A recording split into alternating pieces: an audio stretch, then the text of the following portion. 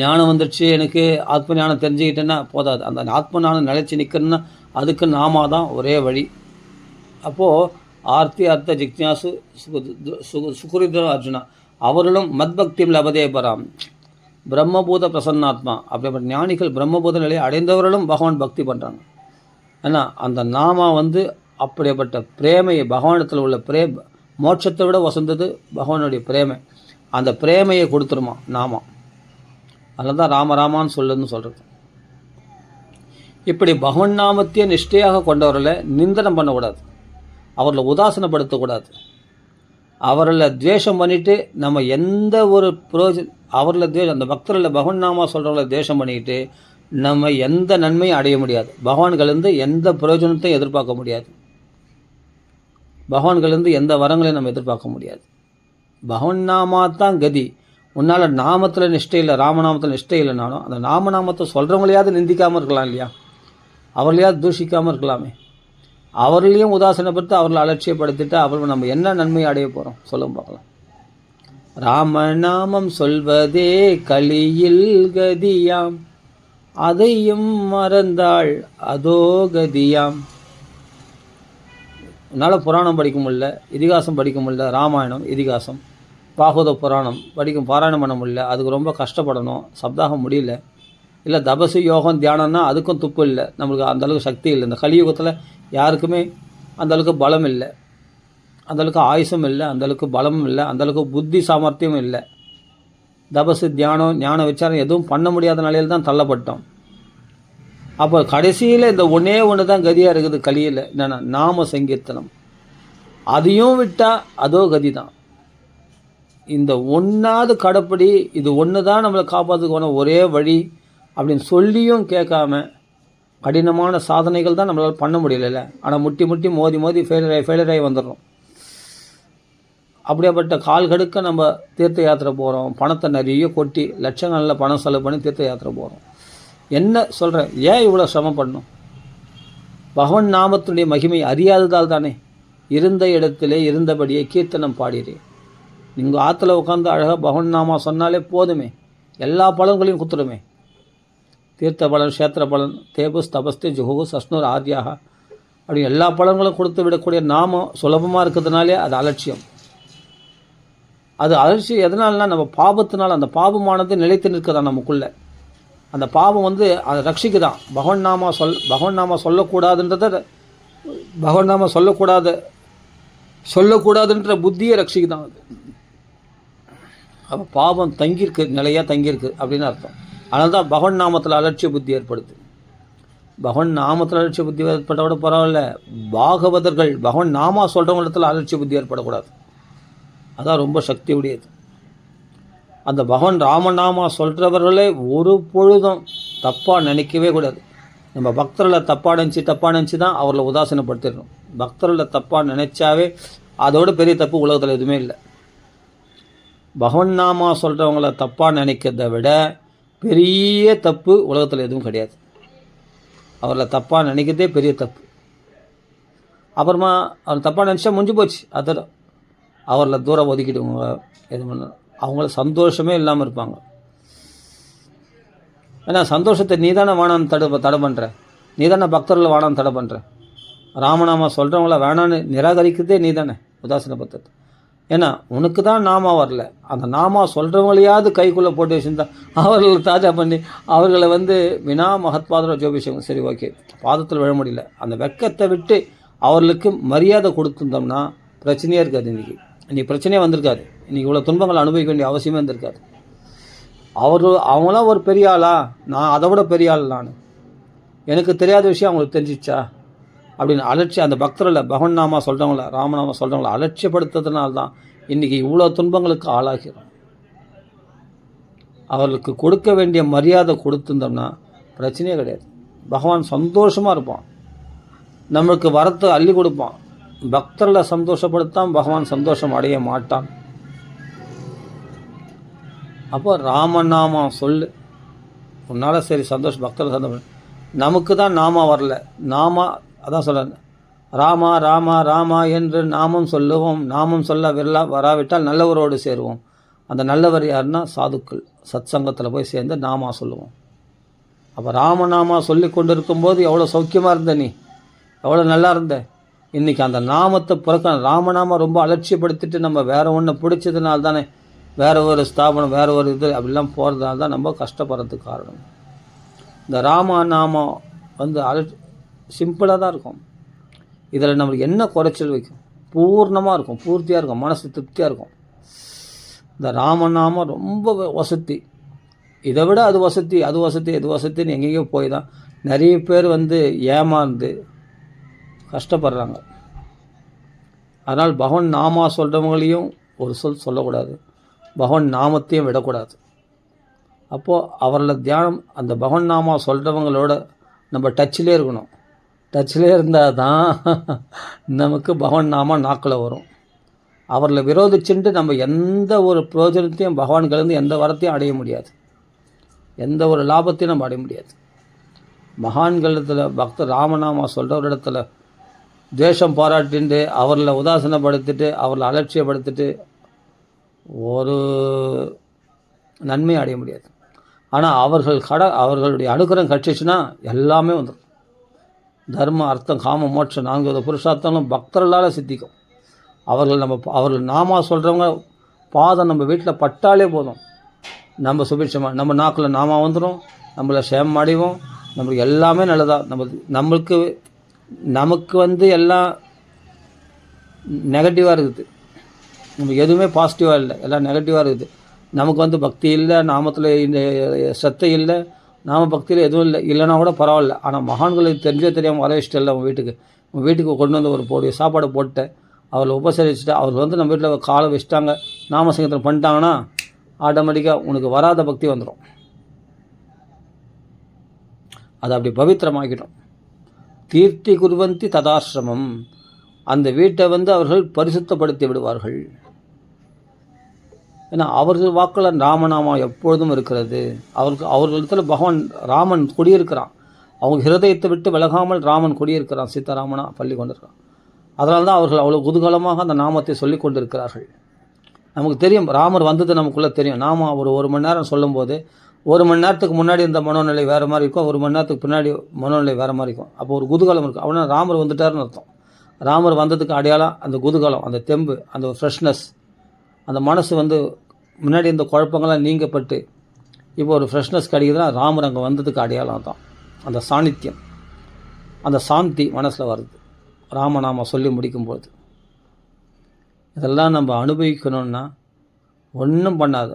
ராம ராம ராம ராம ராம ராம ராம ராம ராம ராம ராம ராம இடைவிடாமல் சொல்லி கொண்டிரு, அவ்வளோதான். வேறு நீ எதெல்லாம் நம்பினியோ, எது உனக்கு உன் கஷ்டத்தை போக சொல்லு பார்க்கலாம். அவ்வளோ உலகத்தில் போய் என்ன சாதிச்சுட்டோம்? எதையோ நினச்சி புலம்புறோம், வாழ்க்கையை வீணாக்குறோம். வரட்டு இந்த பக்கத்தோட பார்த்தா வம்பு தும்பு பேசினு இருக்காங்க, கும்பலாக உட்காந்து தேவையில்லாத வெட்டி கதை பேசினு காலத்தை விரயமாக்குறாங்க பக்கத்துலேயே.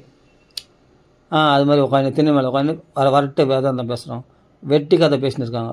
4 பொம்பளைங்க பெண்கள் கூடு, 4 பெண்கள் கூடு, அதில் ஒரு புருஷன் ஒரு ஆண் கூடி உட்காந்து வெட்டி கதை பேசுகிறாங்க. என்ன லாபம்? காலம்தான் வேஸ்ட் ஆகுது. அந்த சமயத்தில் நாமா சொல்லலாம் இல்லையா, ராமநாமம். அது நம்ம பிரயோஜனமாக இருக்குமே, ஜென்ம லாபம் உண்டாகுமே, மனசில் சாந்தி உண்டாகுமே. ஏன் அதில் புத்தி வரமாட்டேதுதான்? நம்ம பாவம்தான்.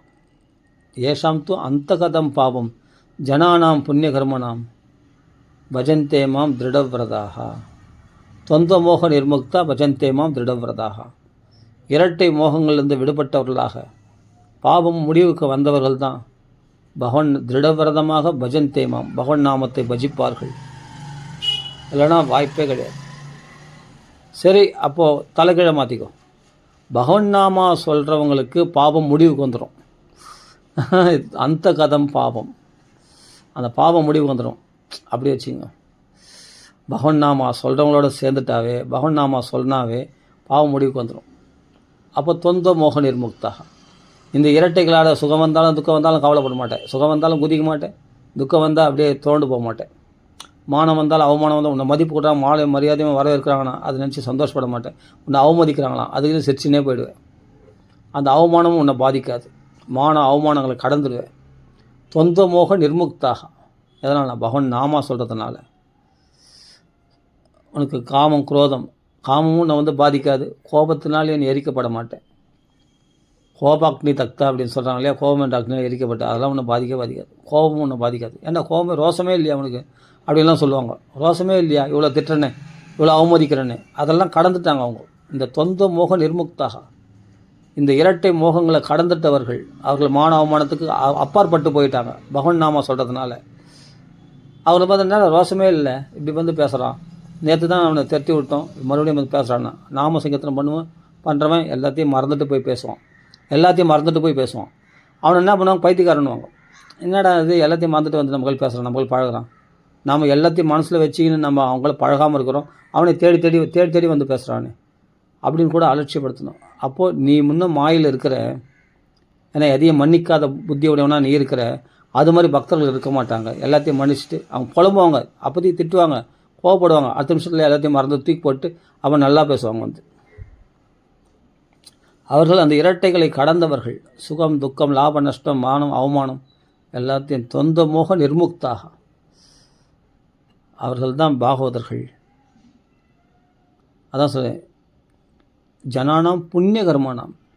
அப்போது நம்ம எதனால் பகவான் நாமத்தில் புத்தி வருதுன்னா, ஜனானாம் புண்ணியம், நிறைய முன்னாடி மூட்டை மூட்டையாக புண்ணியங்கள் அவ்வளோ செய்து வச்சுருக்கானா, அவ்வளோ தபசு யாகம், நிறைய புண்ணியங்கள் தான தர்மங்கள் நிறைய பண்ணியிருக்கான்.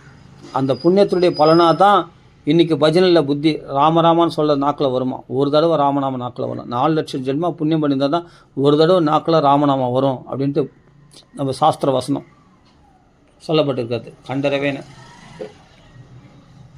அப்போ நாமத்தில் புத்தி வரணும், நாம சங்கீர்த்தனம் பண்ணுறதுல புத்தி வரணும்னு சொன்னால், சத்சங்கம் வேணும்னா அப்போ நம்ம என்ன பண்ணணும், நம்ம பாபங்கள்லாம் கழிஞ்சிருக்கணும். பகவான் நாம சரி அப்படியே தெரியாமல் அஜ்ஞான சுக்கிரத்தினால் ஏதோ ஒரு புண்ணியம் வந்திருக்கேன்னு சொன்னால் நிச்சயமாக எல்லா பாவங்களும் நசித்து விடும். எல்லாம் நிறைய புராணங்கள் படிக்கலாம், இதிகாசம் படிக்கலாம், எல்லாத்துலையும் ஒரு டைமில் மூடு வரும்போது பாகவதம் படிப்பேன், நல்ல மூடு இருக்கும்போது ராமாயணம் படிப்பேன், நல்ல பக்தி வரும். இன்ட்ரெஸ்ட் வரும்போது என்ன பண்ணுவேன், மூடி வச்சுட்டு சும்மா இருப்பேன். பௌதிக விஷயத்தில் உடனே எதில் ருச்சியாக இருக்குது மனசு, உடனே மனசு அங்கே தாவிடும். ஒன்று பக்தி விஷயத்தில் மனசு ஈடுபடும், இல்லைனா பௌதிக விஷயத்தில் மனசு ஈடுபடும். அப்படி தான் தாவிடுது.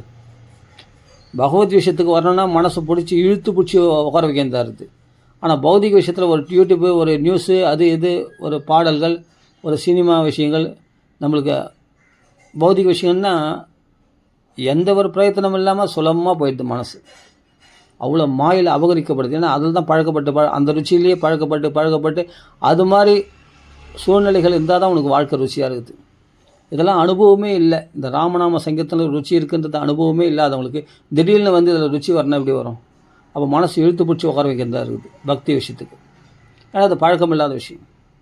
அப்போ அந்த பழக்கத்தில் இருக்கிறவங்களோட பழகினா தான் அவர்களுடைய சாநித்தியத்தினால நமக்கு கொஞ்சம் நெஞ்சம் பக்தியாக நம்மளுக்கு உண்டாகும். புரியுதுங்களா? ஆனால் சத்சங்கே முக்த துத்சங்கா. துஷ்ட சங்கத்தை விடனா விட்டுற முடியுமா என்ன? சத் சங்கத்தில் வந்தால் தன்னாலே துஷ்ட சங்கம் கழட்டி போயிடும். பிரசங்கம் அஜரம் பாசம் கவையோ, அது கபிலவாசுதேவர் சொல்கிறார். மகான்கடத்தில் நம்ம குடும்பத்தில் உலக விஷயம் உள்ள பட்டுதலை மகான்கடத்தில் வச்சுட்டா, இப்போ ஒரு சுள்ளிக்கட்டு இருக்குது, சமித்து கட்டுகள், அந்த கட்டை டைட்டாக கல் மூடி போட்டு கட்டிட்டான். அந்த கட்டை எப்படி அழுப்பேன்? அதை அழுக்கவே முடியல, செம்ம டைட்டாக கட்டிட்டான். ஒரு சுள்ளிக்கட்டை, அது விறக்கட்டு, அதை அழுக்க முடியல. அப்போ என்ன பண்ண, பக்கத்தில் ஒரு கட்டு ஸ்ட்ராங்காக போன உடனே அந்த கட்டு ஸ்ட்ராங்காக, இதை விட ஸ்ட்ராங்காக கட்டின உடனே அது அப்படியே ஈஸியாக வந்தது. அது கட்டுலாம், அது அந்த கல் முடிச்சுலாம் அழுக்கணும்னு அவசியம் இல்லை, அப்படியே உருவிடலாம் அழகாக. இப்போ அப்படி தான் அது ஸ்ட்ராங்காக கட்டுற மாதிரி இன்னொரு மூடி ஸ்ட்ராங்காக கட்டுற மாதிரி. இப்போ ஒரு கோடு இருக்குது, அந்த கோடு சின்ன கோடாக்கணுன்னா என்ன பண்ணணும், அதை அழிக்கக்கூடாது. பக்கத்தில் ஒரு பெரிய கோடு போட்டால் இது சின்ன கோடு ஆகிடும். அது மாதிரி பகவத் விஷயத்தில் நம்ம மனசை திருப்பிட்டா, பக்தி பண்ண ஆரம்பிச்சிட்டோம்னா ஆட்டோமேட்டிக்காக இந்த கட்டு ஸ்ட்ராங்காக போட்டோம்னா, இந்த பக்தி விஷயத்தில் பாகவத விஷயத்தில் திருடமாக ஈடுபட்டோம்னா தன்னாலே மற்ற உலக விஷயங்கள் இருக்கிற ருச்சியானது ஆட்டோமேட்டிக்காக கழண்டு போயிடும். அந்த ருச்சிக்கு அற்று போயிடும். அது ருசியற்று போயிடும். உலக விஷயங்களில் வாந்தகம் பேசுறது, வெட்டி கதையை பேசுறது, ஊர் கதையை பேசி அப்படி காலத்தை கழிக்கிறாங்க. பக்கத்தில் சொல்கிறேன் இல்லையா, நான் சொன்னேன் இல்லையா, போல் ஊர்வம்பெல்லாம் பேசுகிறாங்கன்னு. அது மாதிரி அதெல்லாம் ஏன்னா இதில் ருச்சி வராததுனால. ஒரு ஆண் உட்காந்துருக்கான், கூட ஒரு 4-5 பெண்மணிகள் உட்காந்து வெட்டி கதை பேசுகிறாங்க பக்கத்துலேயே. அப்போ ஏன் அதனால இதில் ருச்சி இல்லாததுனால, ராமநாம ருச்சி. அப்போ அந்த வெட்டி கதை எப்போ குறையும்னா, எப்போ அதில் ருச்சி அற்று போகணும், பகவத் விஷயத்தில் வந்த பிறகு தான் அது சுத்தமாக பிடிக்காமல் போயிடும். இந்த ஊர்வம்பு பேசுறது, தேவையில்லாத இதெல்லாம் புரோஜனம், அதை புரோஜனம், ஏதோ ஒரு லாபத்தை குறித்து பேசுறது, பண நிமித்தமாக சொத்து நிமித்தமாக ஏதோ ஒன்று பேசினிருப்பாங்க.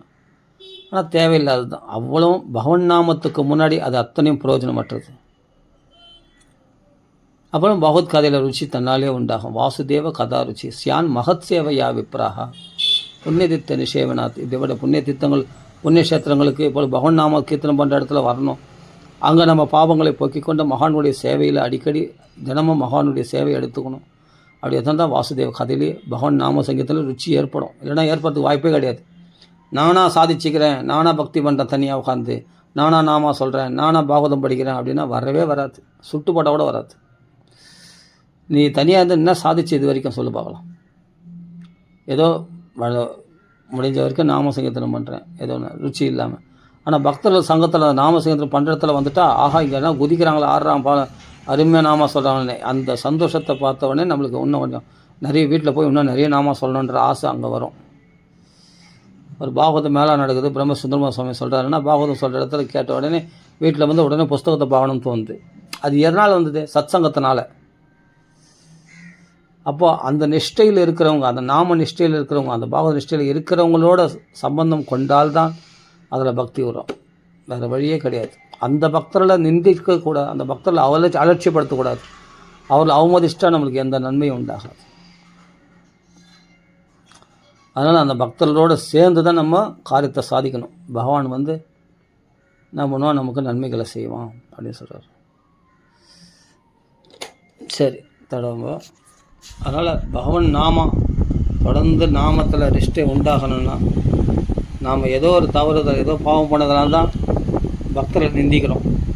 ஏதோ ஒரு பாவத்தினால்தான் நம்ம என்ன பண்ணால் பக்தர்களை, பகவான் நாம சொல்லக்கூடிய பக்தர்களை நம்ம அவமதிக்கிறதுக்கு காரணமே நமக்குள்ள ஒரு பாவம் தக்கி நிற்குது. ஆனால் அந்த பக்தர்களுடைய சங்கம் கிடச்சிச்சுன்னா நம்மளுக்கு பக்தி உண்டாயிடுமே, பகவான் நாமத்தில் சத்தம் உண்டாயிடுமே அப்படின்றதுனால தான் அவர்களை ஒதுக்கி வச்சுருக்கோம். பக்தரில் ஒதுக்குனா பகவான் நம்மளை ஒதுக்கிடுவான். அதனால் பக்தரில் ஒதுக்கூடாது. பகவான் நாமத்தை விடாமல் நாம் சொல்லிகிட்டே இருக்கணும். இதுதான் கலியுகத்தில் ஒரே கதி. நம்ம தொடர்ந்து ராம ராம ராம ராம நிறைய நாமா சொல்லுவோம், ஸ்ரேயஸ் அடைவோம். ராம ராம ராம ஸ்ரீராமகிருஷ்ணத்துக்கு ஜெய், ஆஞ்சநேய சுவாமிக்கு ஜெய், சரஸ்வதிக்கு ஜெய், ராம ராம ராம ராம ராம ராம ராம ராம ராம ராம